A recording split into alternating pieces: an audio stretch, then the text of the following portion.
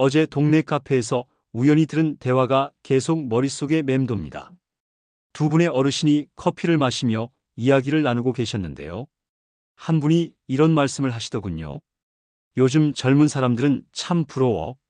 우리 때는 은퇴하면 그냥 집에서 쉬는 게 전부였는데 지금은 제 인생을 다시 시작하는 것 같아 보여. 그러자 옆에 계시던 분이 이렇게 답하셨어요. 그게 맞는 것 같아. 나도 이제야 깨달았는데 은퇴가 끝이 아니라 새로운 시작이더라고. 다만 좀 더 일찍 알았더라면 더 좋았을 텐데 말이야. 이 짧은 대화를 들으면서 문득 이런 생각이 들었습니다.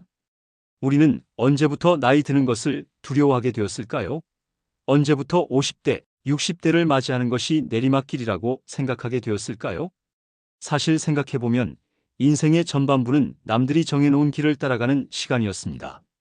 학교 다니고 직장 다니고 결혼하고 아이 키우고 정신없이 달려오다 보니 정작 내가 무엇을 원하는지 무엇이 나를 행복하게 하는지 생각할 시간도 없었죠.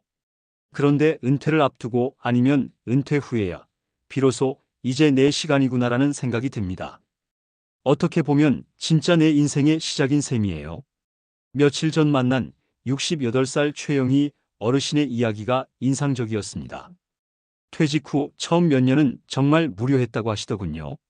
매일 텔레비전만 보고 동네 한 바퀴 돌고 그게 전부였다고 해요. 그러다가 어느 날 거울을 보니까 완전히 다른 사람이 되어 있더라고요. 표정도 어둡고 말수도 줄어들고 이러면 안 되겠다 싶어서 뭔가 해보기로 했어요. 그분이 시작한 것은 의외로 간단한 것이었습니다. 동네 복지관에서 하는 요가 수업에 등록한 거예요. 처음엔 몸도 뻣뻣하고 다른 사람들과 어울리기도 어색했지만 몇 달 지나니까 몸도 마음도 달라지더라고 하시네요. 지금은 요가 수업이 끝나면 함께 수업 들은 분들과 차 한 잔 마시면서 이야기하는 시간이 하루 중 가장 즐거워요. 새로운 친구들도 생기고 몸도 건강해지고 왜 진작 시작하지 않았나 싶어요. 이런 이야기를 들으면서 깨달은 것이 있습니다. 나이가 들어가는 것 자체가 문제가 아니라 변화를 받아들이지 못하는 것이 문제구나 하는 생각이 들었어요. 또 다른 분의 이야기도 들려드릴게요. 70대 초반인 박철수 어르신인데 이분은 조금 다른 경험을 하셨습니다. 은퇴 후 갑자기 시간이 많아지니까 이것저것 많이 해보려고 했대요. 골프도 배우고 등산도 하고 여행도 다니고 처음엔 정말 바쁘고 즐거웠다고 해요. 그런데 몇 년 지나니까 뭔가 허전한 느낌이 들더라고 하시네요. 뭔가 계속 새로운 것만 찾아다니니까 깊이가 없더라고요. 이것도 해보고 저것도 해보고 하다 보니까 정작 진짜 내가 좋아하는 게 뭔지 모르겠더라고요. 그래서 이분은 한 가지를 정해서 꾸준히 해보기로 했다고 합니다. 선택한 것은 바로 독서였어요. 젊었을 때 바빠서 읽지 못했던 책들을 차근차근 읽기 시작했대요. 지금은 한 달에 서너 권씩 읽는데 젊었을 때와는 완전히 다른 느낌이에요.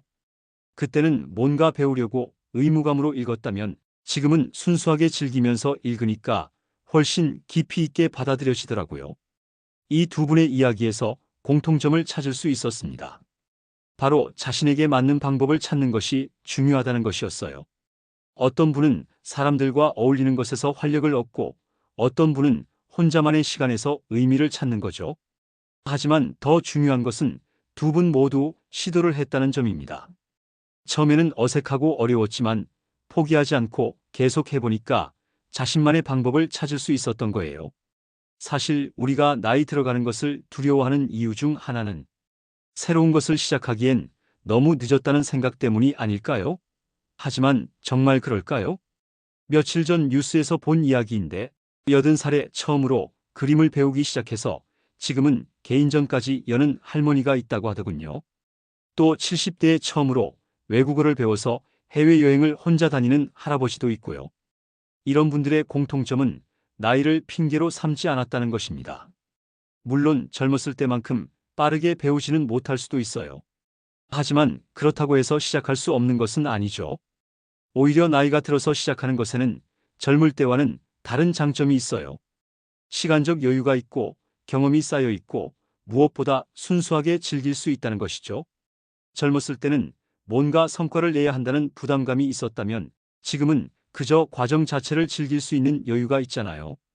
오늘 이 시간에는 이런 이야기들을 나누어 보려고 합니다. 인생의 두 번째 막을 어떻게 준비하고 어떻게 의미 있게 살아갈 수 있는지에 대해서 말이에요. 건강하게 나이 들어가는 방법, 경제적 안정을 유지하는 방법, 가족과 좋은 관계를 맺는 방법, 그리고 무엇보다 마음의 평안을 찾는 방법에 대해 구체적이고 실용적인 이야기들을 들려드리겠습니다. 이런 이야기들이 지금 인생의 변화를 맞이하고 계시는 분들에게, 그리고 앞으로의 인생을 준비하고 계시는 분들에게 작은 도움이 되기를 바랍니다. 나이 드는 것은 끝이 아니라 새로운 시작입니다. 지금부터 그 시작을 함께 준비해 보실까요? 본론. 그렇다면 구체적으로 어떻게 시작해야 할까요? 앞서 말씀드린 최영희 어르신과 박철수 어르신의 이야기에서 힌트를 얻을 수 있을 것 같습니다. 먼저 가장 기본이 되는 것은 건강 관리입니다. 아무리 좋은 계획이 있어도 몸이 따라주지 않으면 소용없으니까요. 지난주에 만난 64살 김순옥 어르신의 경우를 보면 정년퇴직 후 갑자기 활동량이 줄어들면서 체력이 떨어지는 것을 느꼈다고 하시더군요. 그래서 시작한 것이 매일 아침 30분씩 동네 한 바퀴 걷기였어요. 처음엔 정말 귀찮았어요. 날씨가 춥거나 비가 오면 핑계를 대며 쉬기도 했고요. 그런데 한 달, 두 달 지나니까 몸이 달라지더라고요. 계단 오르내리기도 훨씬 수월해지고 밤에 잠도 잘 오고, 중요한 것은 거창한 운동을 할 필요가 없다는 점입니다. 헬스장에 등록하거나 비싼 운동 장비를 살 필요도 없어요. 그저 꾸준히 몸을 움직이는 것만으로도 충분합니다. 또 다른 분의 이야기도 들려드릴게요. 70살 정혜석 어르신은 퇴직 후 텃밭을 가꾸기 시작했습니다. 아파트 옥상에 작은 화분 몇 개로 시작해서 지금은 교회에 조그만 밭을 임대해서 직접 채소를 키우고 계세요. 땅을 파고 물을 주고 잡초를 뽑다 보면 자연스럽게 운동이 되더라고요. 그리고 직접 기른 채소로 만든 음식을 먹을 때 그 맛이란 정말 말로 표현할 수 없어요. 이분의 이야기에서 중요한 점은 운동이 별도의 일이 아니라 일상 속에서 자연스럽게 이루어진다는 것입니다. 목적이 있는 활동을 하다 보면 몸도 자연스럽게 움직이게 되는 거죠. 건강관리에서 빼놓을 수 없는 것이 바로 정기검진입니다. 많은 분들이 별로 아픈 데가 없는데 뭐하러 병원에 가냐고 하시는데 이는 정말 위험한 생각이에요. 67살 이영남 어르신은 이런 말씀을 하시더군요. 젊었을 때는 몸이 아파야 병원에 갔는데 이제는 아프기 전에 병원에 가야 한다는 걸 깨달았어요. 조기에 발견하면 치료할 수 있는 것들이 많거든요. 건강 다음으로 중요한 것은 경제 관리입니다. 은퇴 후 수입이 줄어드는 것은 당연한 일이지만 그렇다고 해서 경제적 계획을 포기해서는 안 됩니다. 72살 홍갑수 어르신의 경우 퇴직 후 생활비를 세세하게 계산해서 관리하기 시작했다고 합니다. 처음엔 가계부 쓰는 게 번거로웠어요. 하지만 한 달, 두 달 써보니까 내가 어디에 돈을 쓰는지 정확히 알 수 있더라고요. 그리고 불필요한 지출을 줄일 수 있었고요. 이분이 강조하신 것은 무작정 아끼는 것이 아니라 진짜 필요한 것과 그렇지 않은 것을 구분하는 것이었습니다. 예를 들어 건강을 위한 지출이나 가족과의 시간을 위한 지출은 아끼지 않되 습관적으로 하는 불필요한 지출은 줄이는 거죠. 또한 노후를 위한 비상금도 중요합니다. 예상치 못한 의료비나 긴급 상황에 대비해서 일정 금액은 따로 준비해 두는 것이 좋아요. 경제 관리와 함께 생각해야 할 것이 바로 가족 관계입니다. 특히 자녀들과의 관계에서 많은 어르신들이 고민을 하시더군요. 68살 박미경 어르신의 이야기를 들어보면 처음에는 자녀들에게 너무 많은 것을 해주려고 했다고 합니다. 용돈도 자주 주고 이것저것 간섭도 많이 했고요. 그런데 오히려 아이들이 부담스러워 하더라고요. 그때 깨달았어요. 사랑한다는 것이 무조건 많이 해주는 것이 아니라 적절한 거리를 유지하는 것도 중요하다는 걸요. 지금 이분은 자녀들과 일주일에 한 번 정도 안부 전화를 하고 특별한 일이 있을 때만 도움을 주신다고 해요. 오히려 이렇게 하니까 자녀들이 더 편하게 찾아오고 관계도 더 좋아졌다고 하시더군요. 반대로 자녀들에게 의존하지 않는 것도 중요합니다. 경제적으로나 정서적으로 독립성을 유지하는 것이 건강한 관계를 만드는 비결이에요. 마지막으로 가장 중요한 것은 마음의 평안입니다. 아무리 건강하고 경제적으로 안정적이어도 마음이 편하지 않으면 행복할 수 없으니까요. 74살 김정호 어르신은 매일 아침 30분씩 명상을 하신다고 합니다. 처음에는 가만히 앉아 있는 것조차 어려웠지만 지금은 하루를 시작하는 중요한 의식이 되었다고 해요. 명상이라고 해서 거창한 건 아니에요. 그냥 조용히 앉아서 호흡에 집중하면서 마음을 편안하게 만드는 거죠. 이렇게 하루를 시작하면 하루 종일 마음이 평온해요. 또 다른 방법으로는 취미 활동이 있습니다. 앞서 말씀드린 박철수 어르신의 독서처럼 자신이 진정 즐길 수 있는 활동을 찾는 것이 중요해요. 어떤 분은 그림 그리기를 좋아하고 어떤 분은 악기 연주를 좋아하고 어떤 분은 요리를 좋아합니다. 중요한 것은 남들이 좋다고 하는 것이 아니라 내가 정말 즐길 수 있는 것을 찾는 것이에요. 이 모든 것들을 한 번에 다 하려고 하면 부담스러울 수 있어요. 하나씩 차근차근 시작해 보세요. 오늘은 동네 한 바퀴 걷기부터, 내일은 가계부 한 장 써보기부터 시작하는 거죠. 중요한 것은 완벽하게 하는 것이 아니라 꾸준히 하는 것입니다. 작은 변화들이 모여서 큰 변화를 만들어내니까요. 결론. 지금까지 인생의 두 번째 막을 어떻게 준비하고 살아갈 것인지에 대해 함께 이야기를 나누어 보았습니다. 처음에 카페에서 들었던 두 어르신의 대화를 다시 생각해 보니 정말 의미 있는 말씀들이었던 것 같아요. 은퇴가 끝이 아니라 새로운 시작이라는 말씀이 특히 기억에 남습니다. 오늘 들려드린 여러 어르신들의 이야기를 정리해보면 결국 핵심은 이런 것들이었습니다. 건강관리에서는 거창한 운동을 할 필요 없이 꾸준히 몸을 움직이는 것, 그리고 아프기 전에 미리 건강을 챙기는 것이 중요했습니다. 김순옥 어르신의 매일 30분 걷기, 정혜석 어르신의 텃밭 가꾸기, 이영남 어르신의 정기검진 이야기에서 볼 수 있듯이 작은 실천이 큰 변화를 만들어내는 거죠. 경제관리에서는 무작정 아끼는 것보다는 진짜 필요한 것과 그렇지 않은 것을 구분하는 지혜가 필요했습니다. 홍갑수 어르신의 가계부 관리 방법처럼 내가 어디에 돈을 쓰는지 정확히 파악하는 것부터 시작하는 것이 중요해요. 가족관계에서는 박미경 어르신의 경험처럼 사랑한다는 것이 무조건 많이 해주는 것이 아니라 적절한 거리를 유지하는 것도 중요하다는 걸 배웠습니다. 자녀들과의 관계에서 의존하지도 않고 과도하게 간섭하지도 않는 균형이 필요한 거죠. 마음의 평안에서는 김정호 어르신의 명상 이야기처럼 하루 중 조금이라도 마음을 편안하게 만드는 시간을 갖는 것이 중요했습니다. 그리고 자신이 진정 즐길 수 있는 취미 활동을 찾는 것도 빼놓을 수 없는 요소였고요.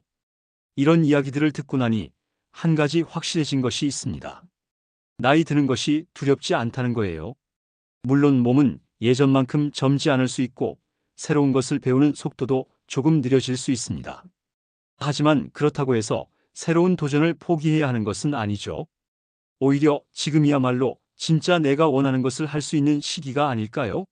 젊었을 때는 남들의 시선을 의식하고 성과를 내야 한다는 부담감 때문에 망설였던 것들을 이제는 순수하게 즐길 수 있는 시기 말이에요. 예를 들어 젊었을 때 그림을 그리고 싶었다면 내가 화가가 될 수 있을까라는 부담감이 있었을 거예요. 하지만 지금은 그런 부담감 없이 순수하게 그림 그리는 즐거움을 느낄 수 있잖아요. 마찬가지로 새로운 사람들과 만나고 싶었다면 젊었을 때는 내가 잘 어울릴 수 있을까라는 걱정이 있었을 텐데 지금은 그런 걱정보다는 새로운 친구를 만나는 즐거움에 집중할 수 있는 거죠. 이런 관점에서 보면 나이 드는 것은 잃는 것이 아니라 얻는 것이 더 많은 것 같아요. 시간적 여유도 생기고 경험도 쌓이고 무엇보다 나 자신을 더 잘 알게 되니까요.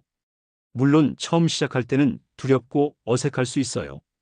오늘 들려드린 어르신들도 처음에는 다들 망설이셨으니까요. 하지만 시작하지 않으면 아무것도 달라지지 않는다는 것도 사실이죠.